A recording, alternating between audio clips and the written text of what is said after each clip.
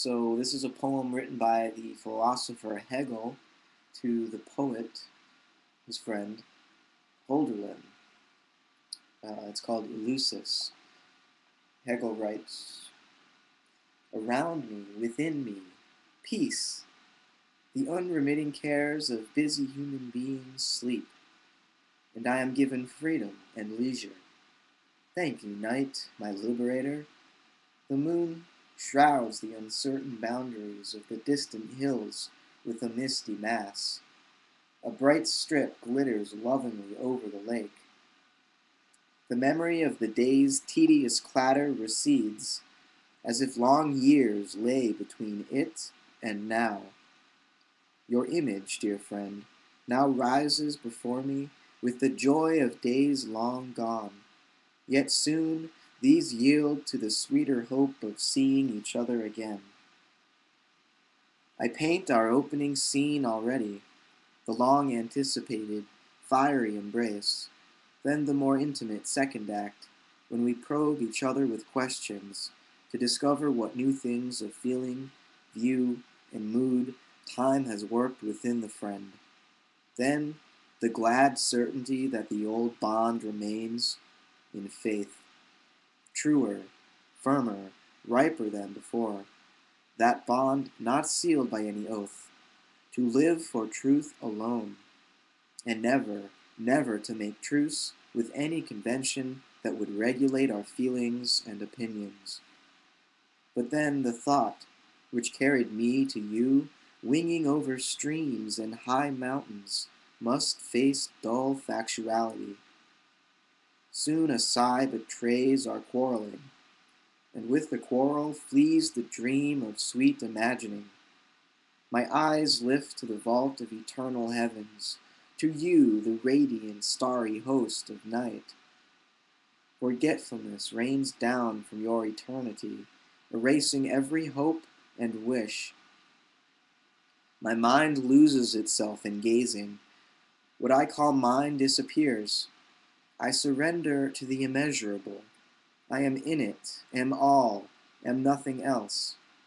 Thought, returning, alienated, recoils before the infinite, and fails, astounded, to fathom such depths of vision.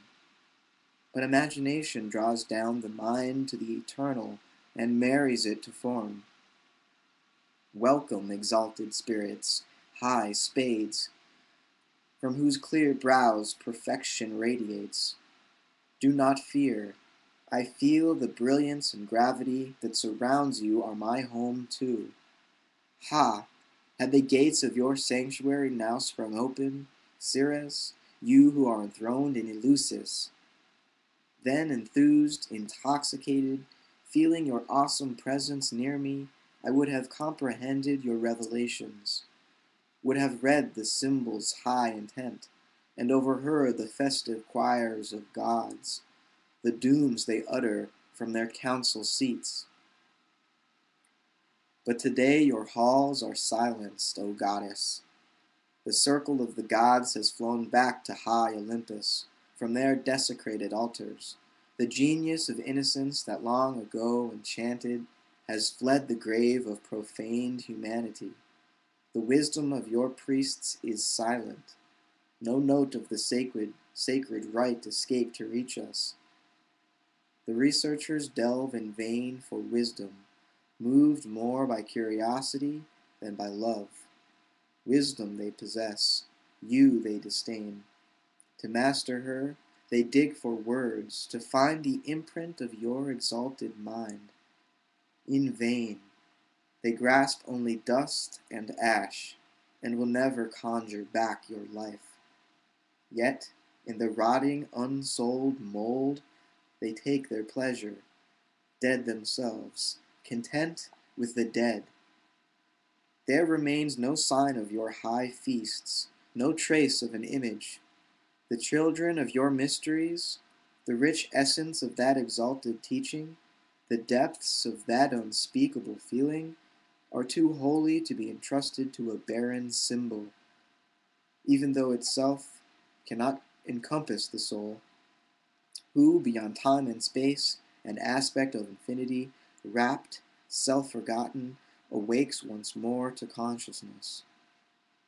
Those who would tell others what they know, though speaking with angels' tongues, would feel the poverty of words. It horrifies them that the holiest thing is so pettily thought, made so little by it. Speaking itself seems a sin. So shuddering they seal their lips.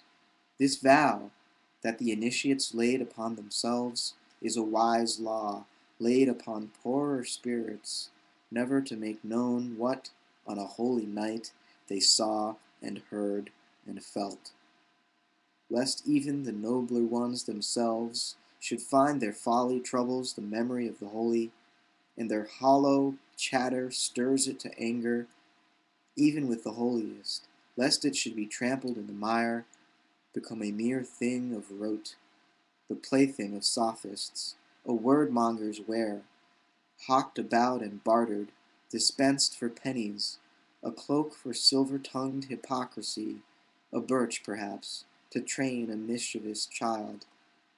And in the end, so void, so utterly empty, that its only life-root is in its echo on alien tongues.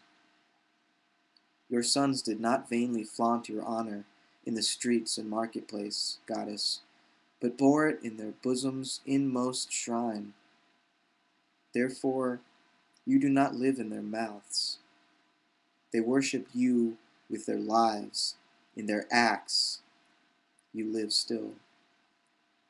This night, too, holy Godhead, I have looked upon you, you whom your children's lives have often revealed to me, and felt unseen, as the souls of all their deeds. You are the higher meaning, the true faith of the single Godhead, which, though all the world should fail, neither swerves nor shakes.